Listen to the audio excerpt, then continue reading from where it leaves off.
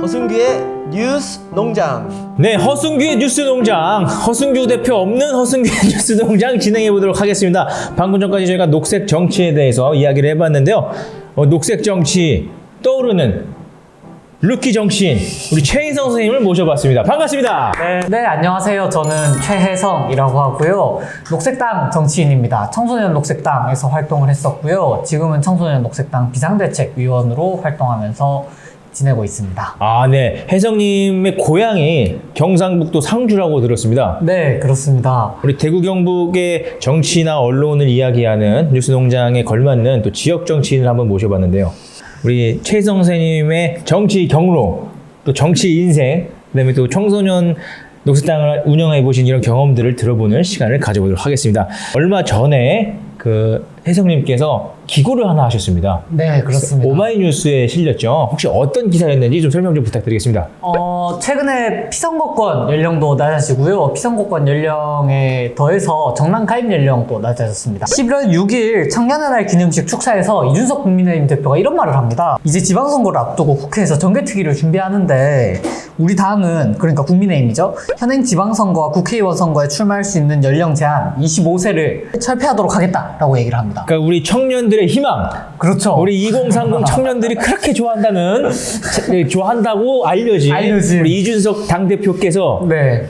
피선거권 연령을 내리겠다 네. 라고 얘기를 하신 거네요. 그렇죠. 저는 별로 이제 좋아하지 않습니다.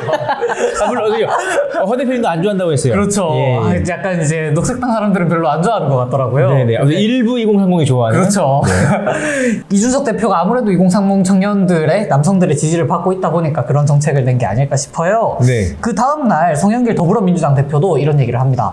SNS로 오케이 좋다. 너희가 저번에 안 한다고 했던 거 우리 다 기억하고 있는데 근데 너희가 이번에 하겠다고 하면 우리가 똑띠 들어주겠다. 아, 송영길 대표가 경북 분이세요? 아무튼 네, 예. 네, 하여튼 그런 쪽으로 얘기를 예. 하셨습니다. 네.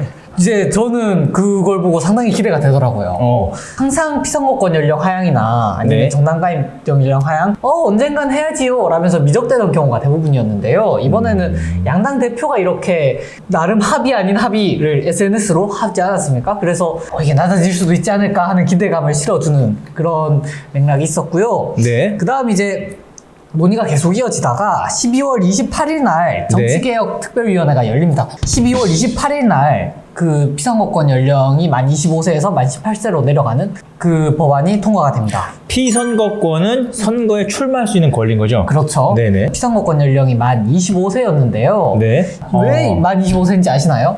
잘 모르겠어요. 만 25세 무슨 기준이죠? 처음 들어보는데. 저도 잘 모릅니다. 이게 박정희 시대 때 만들어진 법안인데요. 네네. 박정희 아마 이제 추론하기에는 그 당시 이제 김대중, 김영삼 아니면 이제 젊은 정치인들이 주로 그런 박정희 정권을 비판하는 그런 목소리를 냈기에 애초에 막으려고 만 25세로 한 게 아니겠느냐라는 얘기가 있지만 그것도 사실 아무 맥락 없이 지어진 겁니다. 만 25세라는 연령 규정이. 네네. 그 되게 의미 없는 25세만 되게 지켜지고 있었는데 선거권은 계속 낮아지는 와중에서도. 그리고 30일 날 법사위로 통과가 되고요. 네. 31일 날 본회의를 통과합니다. 보통 국회 회기 마지막 날에 대량으로 통과를 시키지 않습니까? 그렇죠. 그 중에 한 개로 통과가 된 그 건가요? 과정에서 그 중에 한 개로 이제 피선거권 연령 하향 관련 규정이 통과가 된 거죠. 피선거권 연령에 맞춰서 정당 가입 연령도 하향이 됐어요. 아, 피선거권, 그러니까 출마할 수 있는 권한의 연령이 내려가면서 네. 정당 가입도 연령이 내려갔다는 말씀이시군요. 네네네. 네. 이게 왜 이러졌냐면 피선거권이 낮아지면서 만 18세 청소년들도 출마를 할 수 있게 되지 않았습니까? 근데 네. 문제는 현행 정당법이 이제 정당 가입 연령을 국회의원 선거권과 동일하게 맞춰놨기 때문인데요. 아, 생일이 5월 30일인 청소년이 있다. 네. 그러면 이제 6월 1일 지방선거에 출마할 수 있지 않습니까? 네.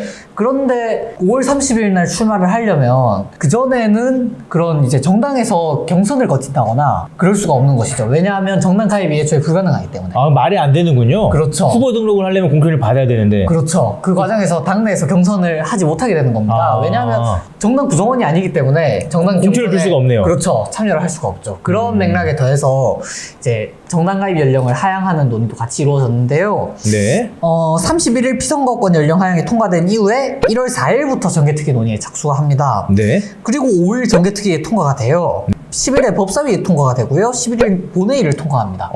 상당히 빠른 시일 내에 이루어진 거죠. 이 역시 이제 피선거권 연령이나 아니면 정당가입 연령 둘 다 법이 이제 통과된 즉시 공표가 되어서요. 지금 이제 개정안이 만 16세까지 정당가입 연령이 내려가 있는 상황인데 만 16세 청소년들은 법정 대리인 동의를 받고 정당에 가입할 수 있습니다. 그러니까 지금 이번에 개정이 됐긴 했는데 네. 우리가 피선거권 개정된 것처럼 굉장히 빠른 속도로 그렇죠. 정당가입 연령 제한도 많이 내려갔는데 네. 이 내려간 개정안을 보면은 16세 청소년은 법정 대리인의 동의를 받아야지만 정당가입이 가능하다. 그렇죠. 법정 대리인이 뭔가요? 법정 대리인이라 하면 흔히 우리가 말하는 이제 부모님이라고 생각하시면 됩니다. 네네. 네, 부모님이라든지 아니면 부모님이 안 계신 경우에는 주로 이제 시설에 계신 담당자분이나 법정 대리인 권한을 위임받은 가족들이 그걸 행사를 할 수 있게 되고요. 네네. 18세까지 청소년들은 정당 가입을 할 때 보호자 동의를 그러니까 부모님한테 엄마 나 정당 활동하고 싶어 라고 허락을 받아야 된다는 거예요. 굉장히 어렵겠네요. 그렇죠. 아무래도 청소년들이 정치 참여를 하는데 하나의 장벽을 만들어 둔 게 아닌가 하고 생각을 하고 그러니까 있습니다. 이렇게 좀 제한이 있는 문제가 될 소지가 있는 법안으로 개정이 된 게 너무 빨리 속도를 내서일 수도 있을까요? 그럴 수도 있을 것 같습니다. 사실 이번 논의는 그러니까 시민단체, 시민사회에서의 그런 청소년 참정권에 대한 확대 논의에서 이루어진 게 아니라 네. 기존 정치 세력들의 이해관계에 비추어서 이제 이루어진 것이거든요. 네. 예컨대 지금 이준석 대표가 당대표가 되면서 이제 청년 정치를 계속 외치고 있는 모습. 네. 그리고 더불어민주당도 이에 질세라 우리도 이제 청년 정치 할 거다라고 계속 얘기를 하고 있지 않습니까? 그런 맥락에서 사실 이루어진 것이 네네. 강하다라는 것입니다. 비교해 볼게 이번에 선거 연령 하향이 2019년에 있었는데 네. 그 논의를 한번 살펴볼 필요가 있습니다. 예, 살펴봐 주시죠. 네, 촛불 청소년 인권법 제정연대라고 제가 되게 좋아하는 단체가 있는데요. 네. 촛불 시위 이후에 이제 설립이 되어서 청소년 선거권 하향에 대해서 되게 목소리를 많이 낸 시민단체입니다. 이 단체가 2017년 9월에 설립이 되었는데 선거권 하향은 2019년 12월에 이루어졌습니다. 네. 2년 넘은 시간이 이제 계속 논의가 되고 그 과정에서 되게 많은 진전된 논의가 있었던 거죠. 2005년에 선거권이 이제 만 20세에서 만 19세로 낮아졌는데 그 이후로도 계속 야 이제는 만 18세로 낮아져야 된다라고 꾸준히 얘기를 해왔던 것이기도 합니다. 2005년에 사실 논의를 시작했으니 네. 그렇게 생각하면 2005년부터 2019년까지 거의 14년 정도가 길었네요. 논의에 해당된 것이라고 생각을 할 수 있는데요. 네. 근데 이번에는 거대 양당이 의제를 던지자마자 이제 2달 만에 법안이 통과가 된 거죠. 굉장히 빨리 됐네요. 네, 되게 기쁘면서도 이런 네. 진전이 기쁘면서도 상당히 씁쓸하기도 했는데요. 어떤 게 씁쓸하셨나요? 일단 사실 마음만 먹으면 하향은 손쉽게 이루어질 수 있는 거라는 걸 너무 크게 본 거예요. 그동안 할 수 있었는데 안 한 거다. 그렇죠. 거대 양당이 차지해온 의석수만 사실 개헌하고도 남았을 그런 의석수를 계속 차지하고 있었는데 네. 근데 그 거대 양당이 지금 그냥 이제 딱 2달 만에 아무 논의도 없이 2달 만에 이제 피선거권 연령 하향을 합의해 놓고 네. 그 전까지는 그러면 왜 그렇게 시간을 허비한 거지 하는 아쉬움이 들었고요. 왜 허비했다고 생각하십니까? 그만큼 좀 정치인들에게 그만큼 절박한 문제로 다가오지 않는다고 저는 생각을 합니다. 그렇기에 이제 당대표들끼리 수다 떨듯이 야 피선거권 연령 하향해 오케이 좋아 라고 할 수 있는 것이라고 생각을 해요. 저는 그 이유가 암만 피선거권 연령이 하향돼도 기존 기성 정치 안에서 청년 정치인, 청소년 정치인이 만들어질 수 없기 때문이라고 저는 생각을 합니다. 네. 예컨대 공천을 받으려면 사실 거대 양당 안에서 수많은 경쟁을 거쳐야 되지 않습니까? 그렇죠. 그리고 많은 자본력 그리고 인력을 끌어와야 되기도 하고요. 네. 그리고 녹색당은 공천 막 줍니다. 그렇죠. 녹색당 후보자로 오십시오. 그 청춘 선거에 되게 유명한 명대사가 있지 않습니까? 그 당원 가입하세요. 출마시켜드리겠습니다라는.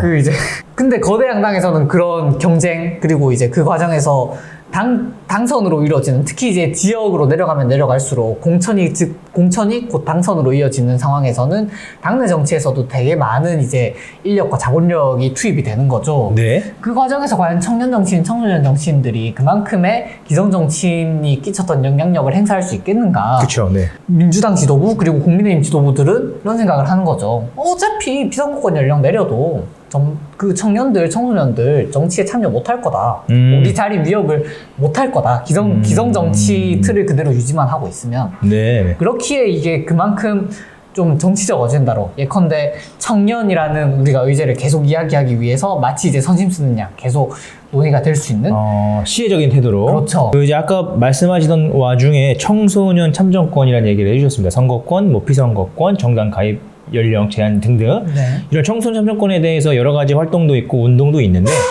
뭐 모든 사람이 그렇지 않겠지만 많은 분들이 청소년들이 정치하는 것에 좀 부정적인 입장을 갖고 계시잖아요. 뭐 이런 입장에 대해서 또 어떻게 의견이 있으신지 궁금합니다. 예컨대 이제 청소년들이 정치하고 싶다, 정치하게 길을 열어달라라고 이제 얘기를 하면 청소년들이 뭐 세금도 안 내면서 그렇다. 그리고 두 번째로 교실이 그거 정치화되면 어쩌려고 그러냐. 부정적인 이야기들이 있다라고 얘기를 해주셨는데요. 네. 이 부정적인 의견들에 대해서 또 논파할 수 있는 논리를 갖고 오셨을 거라고 기대합니다. 네. 세금을 안 내냐 하면 사실 아닙니다. 청소년들 다 세금 내거든요. 어떻게 세금을 내나요? 예컨대 이제 우리가 물건 살 때 내는 세금 있지 않습니까? 부가가치세라든지 VAT. 그런 식으로 청소년들에게도 되게 많은 이제 세금이 붙게 됩니다. 그렇죠. 우리 청소년 선생님들이 편의점에서 뭘 사도 다 부가세 붙지 않습니까? 그렇죠. 넌 청소년이니까 10%뗀 가격에 살 수 있게 해줄게 라고 하는 사람 없지 않습니까? 부럽네요. 예. 사실 그러면 좋긴 할 텐데요. 제가 청소년 때도 그 선거권이 있기 전에도 기고 같은 걸 많이 했었거든요. 네네. 예컨대 이제 기고나 아니면 강연이나 그런 데를 다닐 기회가 몇 번 있었는데 그런 데 가면 이제 보통 그 강연료를 지급하지 않습니까? 그런 데서 이제 보통 기타 소득세라는 걸 붙입니다. 소득세. 네, 어쨌든 소득세이죠. 그게 네. 8.8%가 붙는데 네, 소득세가 떼어지고 지방소득세가 또 떼어지기 때문에. 그렇죠. 네. 어지러지란 이제 8.8%면 상당히 높은 소득세. 왜냐면 강연비 자체가 얼마 안 되기 때문에 그렇죠. 그거 떼면 가슴이 아프거든요. 그렇죠. 그 국밥을 몇 그릇 사 먹을 수 있는 돈을 이제 국가가 떼어가는 겁니다. 청소년도 세금을 충분히 낸다. 그리고 이제 청소년 중에 노동하는 청소년들도 있는데 그렇죠. 그런 청소년들도 국가에서 세금을 다 떼어갑니다. 그러니까 청소년 아르바이트 하시는 분들한테는 뭐 소득세나 이런 거 세금 다 떼면서 네. 참정권이 없다는 건 말이 안 됐네요. 그동안. 그렇죠. 세금도 안 내는 것이라는 그 말에는 말이 안 된다. 세금 네네네. 낸다. 이 사람들아. 네네네. 얘기를 해줄 수 있고 교실이 정치판이 된다. 이거에 대해서 어떻게 생각하십니까? 사실 어른들 보면 비청소년들 보면 회사가 정치판이 된다고 이제 생각을 하진 않지 않습니까? 그렇죠. 보통 이제 그리고 회사는 이제 돈 벌려고 가는 곳이고 월요일마다 이제 몸 힘든 몸 끌고 가서 금요일날 이제 저녁에 기쁜 마음으로 오는 곳인데 그 안에서 무슨 정치적 맥락이 벌어진다? 저는 그렇게 생각하지 않거든요. 아마 회사 생활 해보셨을 텐데 혹시 뭐 정치판이라고 생각하시는지요? 저는 회사가 정당이었습니다. 그전 직장에서는 그런 얘기 안 했죠. 예. 그렇죠. 예, 보통 예. 정당이나 시민단체 같은 이제 극소수 직장들을 빼면 네. 사실 회사가 정치판이다라는 얘기를 하지 않죠. 그러니까 우리가 그 비청소년들이 참정권이 있다고 해서 야 회사에 가서 정치 얘기만 한다고 하니까 회사에서 그런 얘기 하면 안 돼 라고 얘기하지 않는 것처럼 그렇죠. 공부하러 가는 학교에서 정치 얘기 좀 하면 어떻고 그렇죠. 공부 끝나고 얘기하는 게 그렇게 문제될 것도 아니다. 좀 네네네. 이런 말씀을 하시는 거죠. 네네네, 그렇죠. 회사 다니듯이 똑같을 거라고 생각을 해요. 그쵸. 가끔 이제 직장 상사가 나랑 이제 다른 얘기 좀 이제 뭐 빠은 얘기 하면 이제 쓱 흘려 듣고 그럼에도 이제 가끔 한번 맞춰주고 동료들이랑 이제 진짜 궁금한 거 정도 물어보고 그럼에도 어쨌든 회사가 정치적 지향을 띠고 가진 않는 거니까 그런 것이 학교에서도 그대로 일어나지 않을까? 그리고 그것이 저는 바람직한 일이라고 생각도 합니다. 사실 이제 우리가 회사에서 그런 좀 인사이트를 얻으면서 그런 식으로 내가 좀 몰랐던 새로운 것을 알 수 있게 됐네? 하는 것들도 알 수 있지 않습니까? 그런 부분에서 학교에서 오히려 더 그런 얘기가 오가게 되면서 더 긍정적인 많은 에너지를 발산할 수 있지 않을까 하는 생각도 가지고 있습니다. 당연히 민주주의 국가에서 폭력적이거나 배제적인 방법이 아니면은 네네. 정치에 대해서 자유롭게 얘기하는 거는 보장받아야 되고 네네. 오히려 권장되어야 될 네네. 일이라고 생각하지 않나? 네네. 예, 저는 그런 생각을 해보고요. 청소년 정치인들 아무것도 모른다는 이야기입니다. 네. 뭐 알겠냐 저런 애들이 막 이런 식의 비하적인 발언. 네. 어린애들이 뭘 알겠냐. 과연 청소년들이 뭔가를 모르는 게 청소년이라서 그런 걸까? 하는 생각이 들거든요.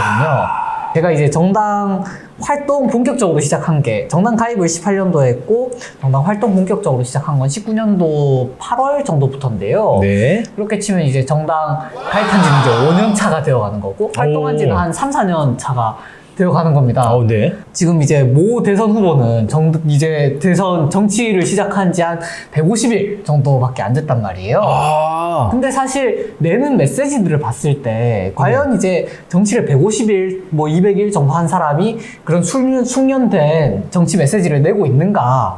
아마 이제 지금 허승규의 뉴스 농장 보고 계신 분들이 아마 나름 생각하시고 계시겠지만 저는 그렇지 않다고 생각을 하거든요. 제가 이제 그분 제가 실명을 거론하진 않겠습니다만 그 정치활동 한 200일 정도 하신 그분 대선 후보 일정을 보면서 저 정도면 나도 대선 후보에서 저보다는 잘하겠다 하는 생각을 했거든요. 사실 이제 저는 이제 지금 저 잘하실 것 같아요. 네. 더 잘하실 것 같아요. 저도 지금 다리 지금 조신하게 오므리고 이제 지금 얘기하고 있지 않습니까? 예, 벌리면 안 됩니다. 제가 도리도리는 조금 하더라도 예, 벌리면 안 됩니다. 그 지점에서 조금 내가 낫지 않을까 하는 생각도 하는 겁니다. 사실 이게 청소년이 그만큼 이제 숙련된 메시지를 내지 못하는 것은 청소년이기 때문이 아니라 청소년들에게 그런 정보들이 많이 제공이 되지 않고 그리고 청소년들에게 그런 발화의 기회가 그리고 청소년 정치를 얘기할 수 있는 기회가 그만큼 주어지지 않았기 때문이라고 저는 생각을 합니다. 만약 그것이 숙련된 지금 중견 정치인들에게까지 주어졌으면 중견 정치인들에게 제공되는 것처럼 청소년 정치인들에게 주어졌으면 과연 청소년 정치인들이 어디 가서 짬이 밀리는 정치인이 되겠느냐 하는 생각을 저는 가지고 있습니다. 그런 어떤 숙련도의 여부는 나이와 상관없이 그렇죠. 그리고 오히려 나이가 많다고 해서 그런 좋은 정치를 보여주는 것도 아니고 그렇죠. 그런 극단적인 사례가 지금 어딘가에서 미디어에서 보여지고 있고 그렇죠. 또 이런 이야기를 해주셨습니다. 이어서 총선 참정권에 대해서 지금 이 사회가 바라보고 있는 이런 관점에서 좀 비판적으로 이야기해 주실 만한 게 있다고 들었습니다. 네네. 청소년 참정권이 진정 왜 필요한가, 무엇 때문에 의미를 가지는가에 대해서는 논의가 안 되고 있다고 이제 말씀을 드렸는데요. 네. 그것이 대표적으로 드러난 게 법정대리인 동의라고 생각을 합니다. 그러니까 지금 어쨌든 16세, 17세 청소년분들이 정당 가입을 하려면 법정 대리인이 오케이를 해줘야 된다는 얘기인 거죠? 그렇죠. 이제 네. 법정 대리인 동의서를 작성해서 가지고 가야 된다는 겁니다. 그렇지 않습니까? 이제 보통 진보정당 활동을 하면 보통 가족과 싸우게 되더라고요. 그렇습니까? 근데 문제는 청소년일 경우에는 가족과 사이가 안 좋으면 무조건 그냥 정치를 못 하게 되는 거죠. 그렇죠. 그렇죠. 그 과정에서 사실 이것은 정당에서 쓸 사람 몇 명 우리가 쓰겠다라는 그런 좀 태도라고 저는 보여지고요. 네. 저는 청소년 참정권은 민주주의의 측면에서 바라보아야 한다고 생각을 합니다. 민주주의라 함은 결과적으로 모든 시민이 정치에 참여할 수 있는 제도라고 그렇게 이제 많은 정치학자들이 얘기를 하고 실제로 뜻이 그렇지 않습니까? 백성민자에 그러니까 시민할 때 그 민자에 주인주자 쓰지 않습니까? 네. 시민이라 하면 저도 이제 지금 상주 시민인데요. 네. 제가 그러면 이제 17대, 16대는 상주 시민이 아니었냐 하면 아니잖아요. 다 이제 등본 때 보면 나오는 주민등록번호 이제 부여된 시민인데 네. 나도 그러면 시민인데 왜 나한테 시민은 그렇게 정치 권력이 주어지지 않는 거지? 라는 생각이 드는 거죠. 네. 만약 그런 누군가의 지금은 이제 청소년 배제적으로 정치가 흘러가고 있는데 누군가를 배제하면서 이루어진 민주주의는 저는 민주주의가 아니라 엘리트주의라고 생각을 합니다. 학력에 따라서 네. 대졸 아니면 무식하다고 참여권을 주지 않는다라고 하면 상당히 문제적이죠. 너무 문제적이네요. 그렇죠. 우리 자본주의 사회에서 돈이 없으면 실패한 인생 사는 거 아니냐. 그러면 이제 실패한 선택을 한 사람들에게 나라 선택을 맡겨도 되겠느냐? 참정권을 주지 않는다.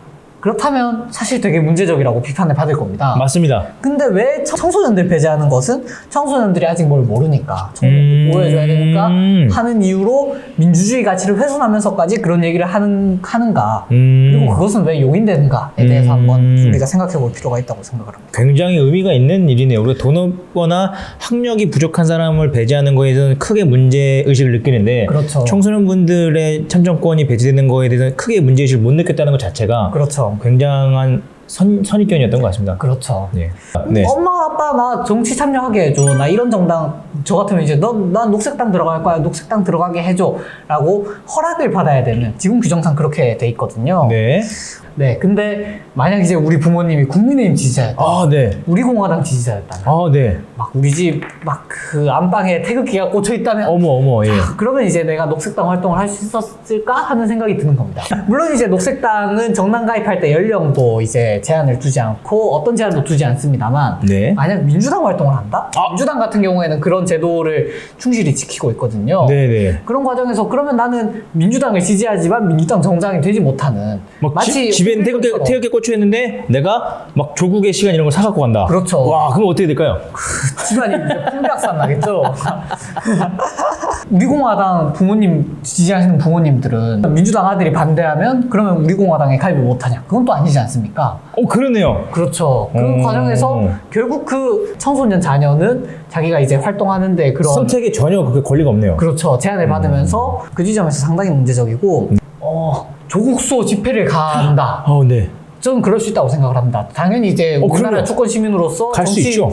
집회 결사의 자유가 있죠. 그럼요. 근데 문제는 내가 이제 16세 민주당 정치인이 서초동에 갔어. 네, 예. 서초동에 갔다. 그런 상황에서 과연 근데 거기서 공개 발언을 할 수 있을까? 부모님이 그거 뉴스 보고 노발대발해서 너 이제부터 민주당 활동하지 마라고 해버리면 자기는 이제 정치 인생이 2년 동안 올스톱이 돼버리는 거잖아요. 그렇죠. 과연 이게 청소년의 정치 참여를 위한 것인가? 그렇게 볼 수 없을 것 같아요. 사실 이거는 청소년의 정치 참여를 할 수 있게 만들어 놓은 법이 아니라 청소년들이 특정한 상황 속에서만 부모님이 나랑 정치 색깔이 같고 그리고 부모님이 항상 내 정치 활동을 지지해 줄 수 있으며 그 과정에서 아무런 제약도 받지 않는 그런 사람들만 정치를 해라. 우리가 쓰겠다라고 한 선언이 아닐까 저는 그렇게 생각을 하고 있습니다. 마지막으로 또 어떤 게 있을까요?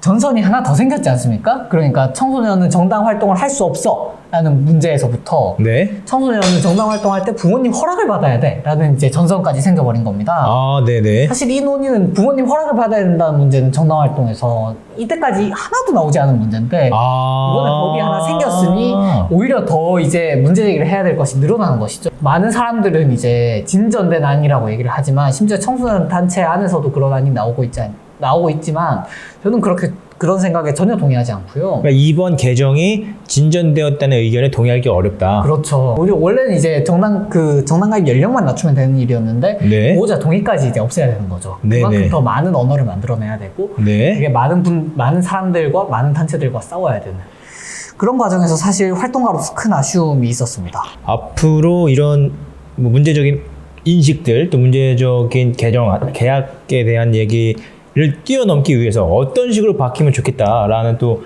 입장이 있을 것 같습니다. 민주주의 가치를 실현하기 위해서 가장 먼저 해야 될 일은 저는 참정권을 모두에게 보장하는 일이라고 생각을 합니다. 네. 그러기 위해선 어쨌든 정당 가입 연령, 선거권, 그리고 피선거권 등이 이제 꾸준히 내려갈 필요가 있겠죠. 이번에 했던 것처럼 이제 되게 속전속결로 합의해서 할 수 있지 않습니까? 네. 사실 이게 많은 이제 그 정치적 안에서 이제 맥락이 있었지만 속마음은 저는 그렇다고 생각을 합니다. 사실 이게 큰 문제가 아니라는 점을, 그리고 이게 목숨 걸고 반대할 점이 아니라 오히려 이것이 원칙적으로 옳다는 점이 극단되어 있기에 그만큼 이제 국회에서 빠르게 통과가 되지 않았나 하는 생각도 들고요. 네. 그런 지점에서 앞으로 계속 정치권이 끊임없이 선거권, 피선거권, 그리고 정당 가입 연령까지 낮추고 폐지하는 과정이 좀 있었으면 좋겠습니다. 네. 결국 이제 녹색당에 나이 제한이 없으니까 저는 그런 생각이 들더라고요. 정말 뛰어난 사람들이 많이 들어온다. 대표적으로 최혜성이 있죠. 부끄럽습니다.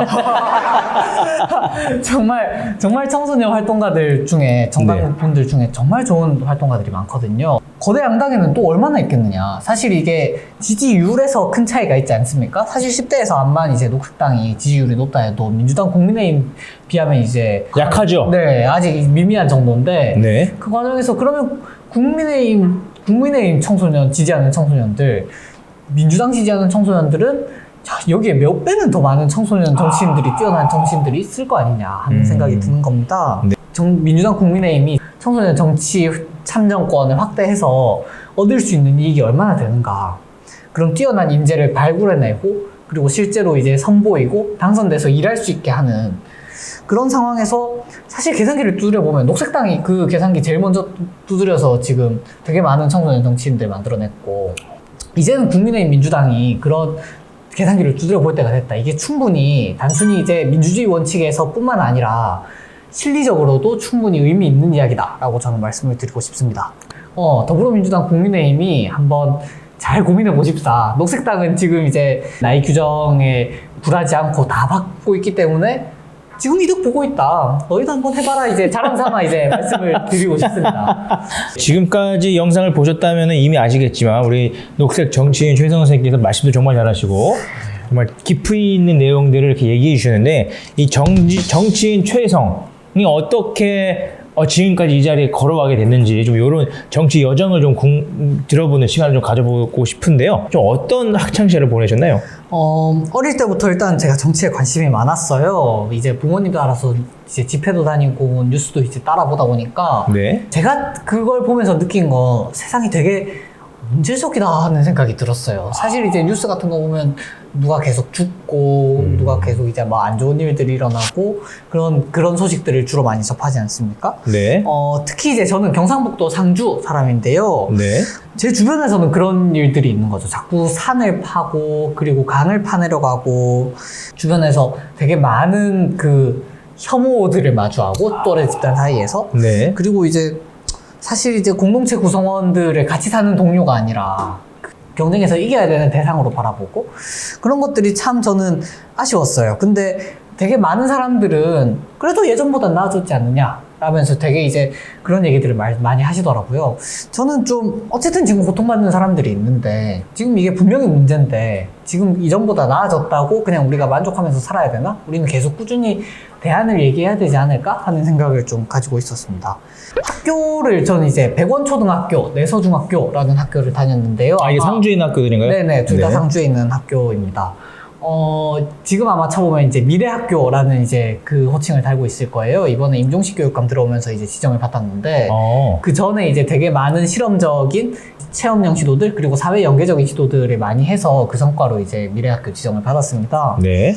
제가 주입식 교육을 받기보다는 계속 무언가 체험하고 현장에 나가고 뭐 수요 집회 같은 현장에 나가고 계속 그렇게 뭐 낙동강 현장에도 가고요. 무언가 이제 뭐든 할 때마다 그렇군 이건 그냥 당연한 거야 라고 흡수하기보다는 되게 고민할 시간이 많았던 것 같아요. 이게 왜 이렇지? 왜 이렇지? 왜 이렇지? 라면서 이제 계속 물음표를 달다 보니 이게 문제네. 이게 왜 안 바뀌고 있었지? 라는 생각이 결국은 많이 들었습니다. 그 지점에서 교육에도 많은 관심을 가졌고 그래서 저는 이제 고등학교를 산청에 있는 대안학교인 간디학교에 갔습니다. 그 유명한 간디학교? 네네네. 네. 운동장에서 축구 한 판 뛰고 온 애들이 당장 이제 수업 시간 딱 책상에 앉으면 당연히 경쟁해야 될 상태로 바뀌는 거예요.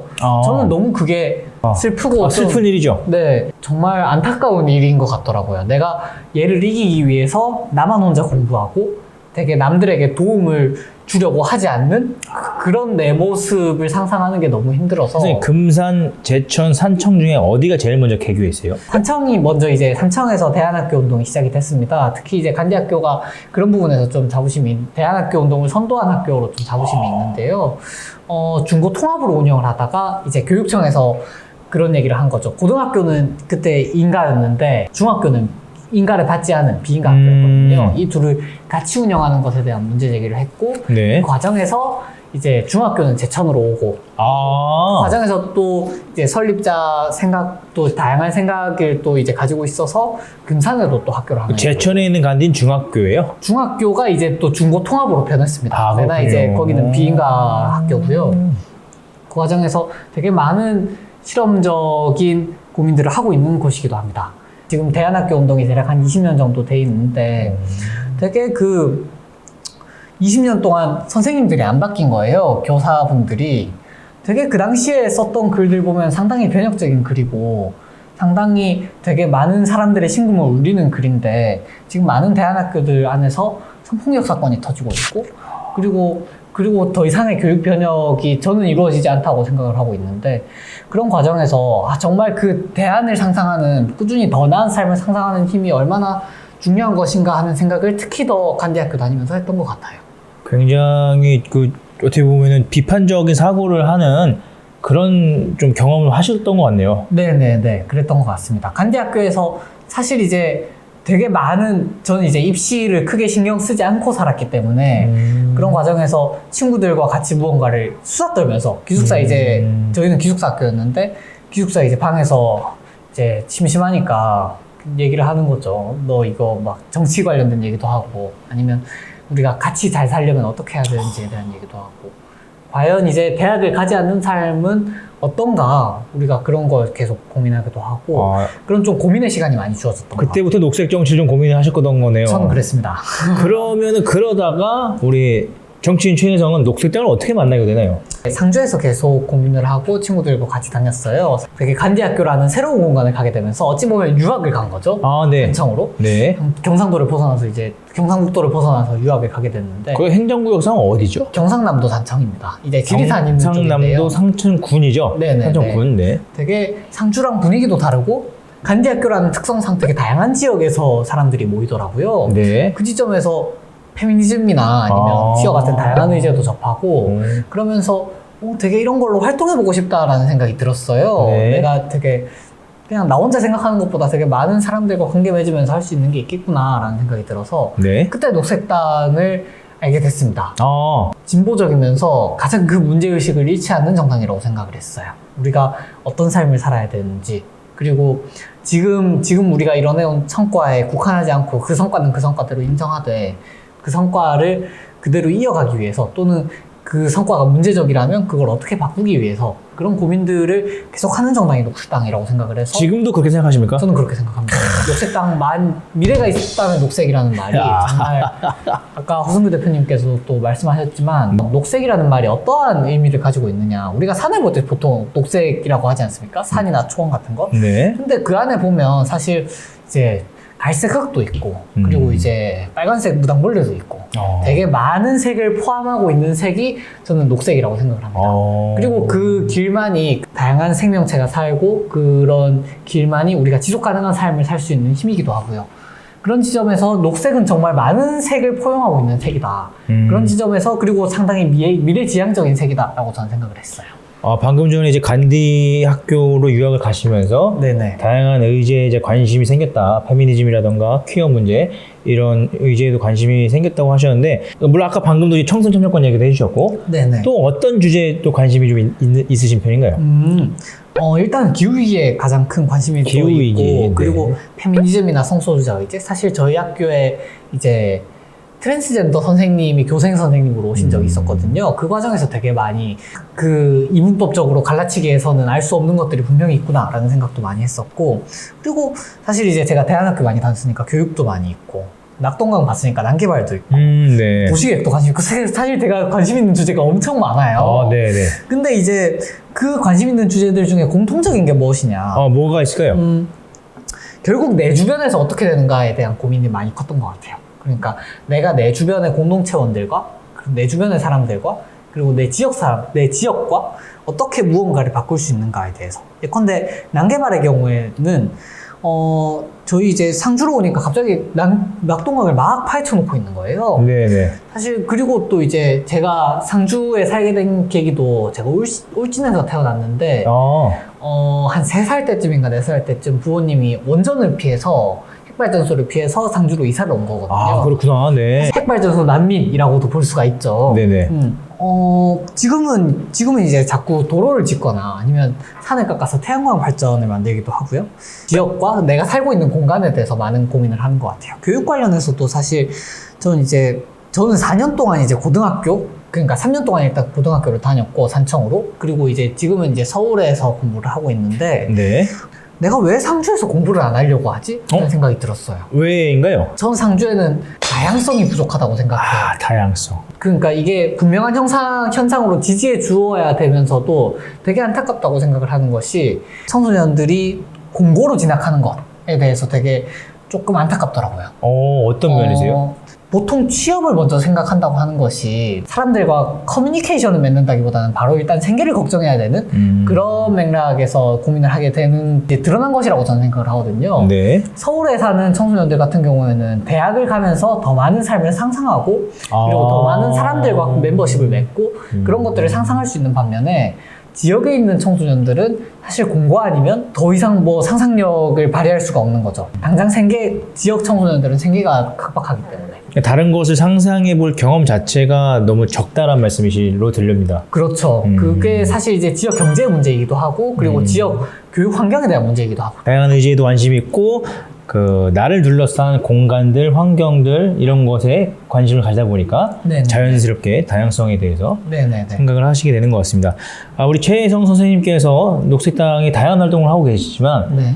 전 청소년 녹색당 운영위원장을 그렇죠. 하시면서 다양한 업적을 또 남기셨는데 그 당내에서 청소년 녹색당이라고 하는 기구를 네. 운영하게 된 어떤 배경이라던가 네. 그 활동들에 대해서 좀 짧게 얘기를 해주시면 어떨까요? 제가 들어올 때까지만 해도 청소년 녹색당이 사고 상태였어요. 그러니까 활동가 조직이 없는 상황이었어서 네. 사실 좀 아쉬웠습니다. 제가 청소년이라는 정체성을 되게 많이 가지고 있으면서 청소년들에게 정치적 발언권이 주어지지 않는다고 꾸준히 생각을 했었거든요. 예컨대 집회만 가더라도 저 혼자 간 건데도, 아니면 제가 아빠를 데리고 왔는데도, 예컨대 이제 김진숙 도보가 얼마 전에 이제 있지 않았습니까? 20년 1월 정도에 있었는데요. 그때 이제 기자분이, 제가 그때 아마 거의 유일한 청소년이었어서 저한테 물어봤습니다. 아버지 따라오셨어요? 했는데 저는 이제 내가 아빠 데리고 왔는데요? 라고 얘기를 한 거예요. 그러니까 기자분이 적잖이 당황하시더라고요. 그만큼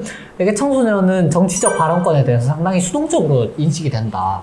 청소년들에게 온전히 발언권을 주어야 한다라는 문제의식에 되게 공감을 많이 해서 2019년 제가 이제 고등학교 2학년 때부터 2020년 청소년 녹색당 준비위원회 위원장, 그러니까 모임을 꾸리기 위한 이제 준비위원회 위원장도 하고, 그리고 청소년 녹색당 조직을 결국 꾸렸습니다. 그래서 청소년 녹색당 공동대표를 했다가 비대위원을 하고 있고, 네. 그 과정에서 이제 청소년 정책, 교육 정책 관련해서 많은 고민을 하고 있어요. 네. 이런 청소년 단위가 있다는 것이 상당히 소중한 맥락인 것 같아요. 녹색당에서는 2012년도 창당할 때부터 당원으로 네네. 우리 정당은 청년 녹색당 있어야 된다, 청소년 녹색당 있어야 된다, 그 두 가지는 독립적으로 존재할 수 있어야 된다라고 이제 규정을 해놨는데요. 청소년 의제가 단순히 이제 지금 호명되고, 그리고 이제 청소년 참정권에 대해서 이야기되는 것에서 넘어서 청소년 정치인들이 어떤 얘기를 하고 있는가에 대해서도 상당히 중요하게 다뤄야 된다고 저는 생각을 하거든요. 네. 예컨대 청소년이라고 사실 청소년 얘기만 해야 되는 건 아니지 않습니까? 그럼요. 사실 청소년들이 되게 다양한 위치에서 교육이라든지, 아니면 지역 거버넌스라든지, 아니면 난개발 관련해서도 목소리를 내고요. 그런 맥락에서 자신이 겪는 이제 이야기들을 정치적 발화로 할 수 있어야 되기 때문에 그런 것들도 사실 주목할 수 있어야 된다. 청소년 의제에서뿐만 아니라. 네. 제가 녹색당 활동하면서 또 가장 좋았던 것은 저를 동료로 인정해준다는 감각이 너무 좋았어요. 네네네. 다른 데 가면 반말 듣기도 일쑤고, 주류 사회에서 되게 자연스럽게 삶의 양식이지 않습니까? 이 부분이. 삶의 양식은 상당히 그것이 설령 잘못된 것이다 하더라도 바꾸기 어려운 것이 사실이라, 그럼에도 녹색당 안에서도 하물며 이제 반말을 듣는데, 다른 정당에서는 어떻겠어요? 단순히 이제 존댓말 한다고 그렇다고 이제 청소년들 정치적 발언권을 동등하게 인정해 주는 것도 아니고, 사실 많은 진보 정당 안에서도 청소년 당원들을 예비당원 제도로 이제 받으면서 실제로 당원권을 그렇게 보장해주고 있지 않거든요. 근데 저는 단순히 이제 당원권을 행사하는 것부터 넘어서, 예컨대 이제 당직자를 투표할 수 있다거나, 아니면 당직에 내가 나갈 수 있다거나 하는 것부터 넘어서 내가 얘기하는 정치적 발화들, 정치적 주장들이 당내에서 되게 동등하게 인정되고, 심지어 그것이 관철이 될 때 상당히 그 기분이, 내가 그러니까 청소년 정체성을 가지고 정당 활동을 할 수 있는 곳이 사실 녹색당밖에 없겠구나라는 생각을 많이 했던 것 같아요.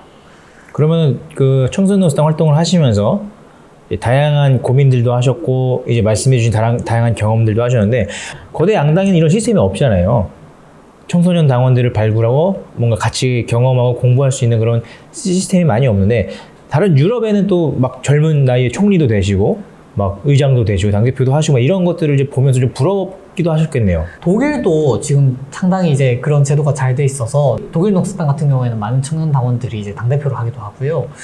핀란드나 뉴질랜드 같은 나라들이, 그리고 프랑스나 캐나다까지도 청년 리더들이 나서서 지금 많은 정치적 개혁을 이뤄내고 있습니다.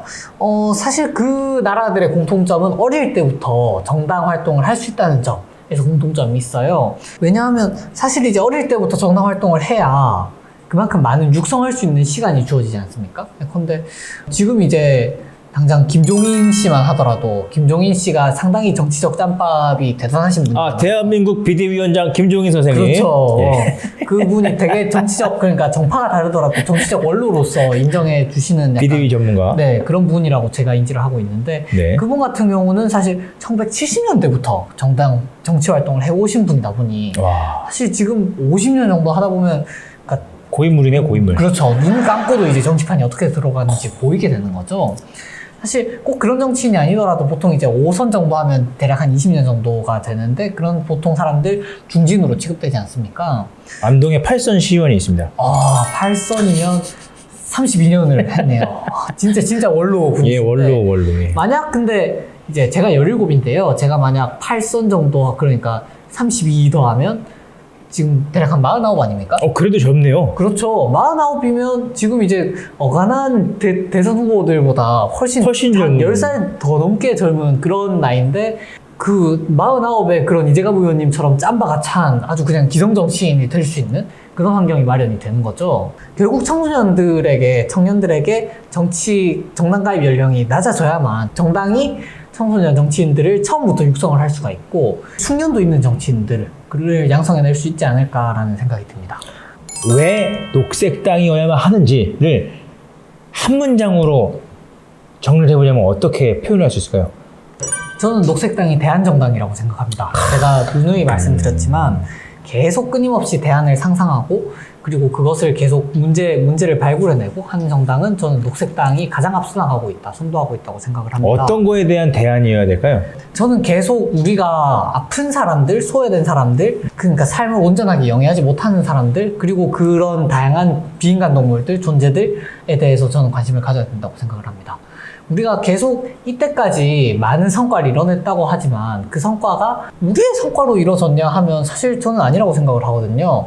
지금 당장 이제 기초생활수급도 제대로 부여를 못 받아서 밥을 굶는 사람들이 많고 그리고 당장 여성들은 길을 가면서 조심해야 되고 칼 맞지 않을까 스토킹 당하지 않을까 조심해야 되는 상황에서 과연 이것이 온전히 우리가 성취해 이 정도면 만족하지라고 할 만한 사회가 될 수 있는가 저는 아니라고 생각을 합니다. 사실 근데 이런 얘기를 하면 녹색당이 현실적이지 못하다라는 얘기를 많이 들어요. 그러니까 녹색당이 너무 급진적인 거 아니냐, 너무 많이 바꾸려고 하는 거 아니냐라는 얘기를 많이 듣는데 저는 오히려 이런 얘기를 좀 던지고 싶습니다. 지금 사회가 현실적인 사회인가? 라는 생각이 드는 거죠.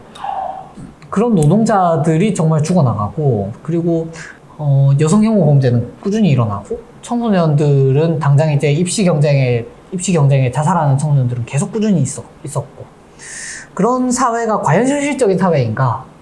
라는 질문을 던지고 싶습니다. 과연 이런 그 현실적이지 못한 사회를 바꾸는 정당, 오히려 녹색당이 현실적인 정당이 아닌가? 현실을 오히려 생각하고 현실을 살 수 있도록 하는 정당이 녹색당이 아닌가라는 말씀을 저는 드리고 싶습니다. 마지막으로 말씀해 주신 것처럼 이제 앞으로 8선을 하더라도 50세가 아닌 그렇죠. 미래가 아주 긴 우리 최희성 선생님, 정치인 최희성이 앞으로 어떤 정치를 하고 싶으신지 앞으로의 그 정치 비전을 좀 설명해 주시면서 방송 마무리하면 좋을 것 같습니다. 저는 공동체를 살리는 정치를 하고 싶어요. 어쨌든 함께 잘 사는, 품하지 않은, 그리고 옆 사람 손을 잡고 걸어가고 무생명들을 하나하나 돌보며 내 지금 눈에 담긴 모든 것들을 사랑하는 그런 좀 사회가 될 수 있으면 좋겠고요. 우리가 결국 사는 게 생존투쟁하면서 살려고 사는 게 아니잖아요. 우리가 결국 행복하려고 사는 건데 그 행복한 삶을 살기 위해서 우리는 어떻게 해야 되는가는 고민을 계속 하는 정치인이 되고 싶어요. 김종인을 뛰어넘는 정치인 최희성을 기대하면서 정말 마지막으로 우리 허승규 대표님께 응원의 한마디 해주시면은 예, 좋은 결과가 있을 것 같습니다. 제가 이제 녹색당 활동 처음 시작하면서 사무처에 허승규 선생님 계셨는데요. 네. 그 과정에서 얘기를 많이 나눠보면서 느꼈습니다. 정말 하나하나를 돌볼 수 있는 정치인이구나. 그럼에도 우리가 결국 시민들을 위해서 뭘 해야 되는가에 대해서 분명한 상이 그려져 있는 정치인이구나 라는 생각이 정말 들었어요. 아깝게 떨어졌지 않습니까? 저번 선거에서? 저는 아깝다고 생각합니다. 너무 아까웠어요. 예. 그래서 정말 이번 선거에서는 뉴스민 보고 계신 분들, 그리고 이제 허승규의 뉴스농장 보고 계신 분들이 허승규라는 정치인이 정말 좋은 정치인이다 라는 것들 주변에 알려주시고, 꼭 허승규가 당선되어서 거대 양당들 사이에서 우리가 어떻게 하면 돈을 더 많이 벌 수 있을까에 대한 논의할 때 그 녹색점 하나가 결국 우리가 어떻게 더 하면 잘 살 수 있을까, 행복하게 살 수 있을까라는 얘기를 공론장에 하나 꺼낼 수 있다고 생각을 하거든요. 허승규의 안동시의원 진출은 저는 그걸 꺼내는 작업이라고 생각을 합니다. 그렇게 여러분들 관심 많이 가져주시고, 그 얘기 당연한 얘기지만, 정말 당연한 얘기지만 이때까지 나왔지 않았던 얘기 이제 허승규가 꺼낼 수 있도록 여러분들 많은 지지와 관심 부탁드린다는 말씀 드립니다. 네, 감사합니다. 허승규 없는 허승규의 뉴스농장. 지금까지 정치인 최희성 선생님 모셔서 이야기 나눠봤습니다. 여기까지 하겠습니다. 감사합니다. 네, 감사합니다.